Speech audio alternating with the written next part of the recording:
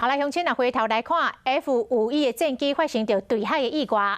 今年到今已经有15位的这个官兵来殉职。蔡总统向罹难飞行员的家属来表达哀悼，嘛请国防部爱查明事故的原因。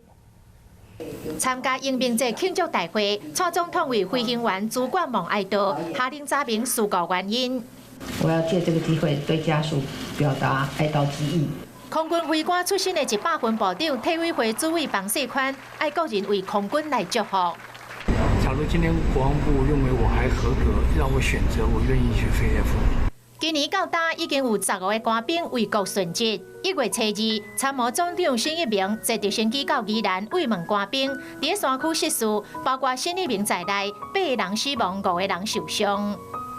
7月初3，海军陆战队伫左营桃子横海堡操演兵船，陈志营、蔡博武、阿马勒道卡杜3个士官兵殉职。7月16，陆军的直升机离汉光演习结束，在离新竹的军机场，正驾驶简任专、副驾驶高家良不幸殉职。10月初8，金风部烈士战车兵车车长林凯强殉职，这拢予国安局长邱国正伫立法院忍不住嗷甜。国军是。 面临蛮大难处的。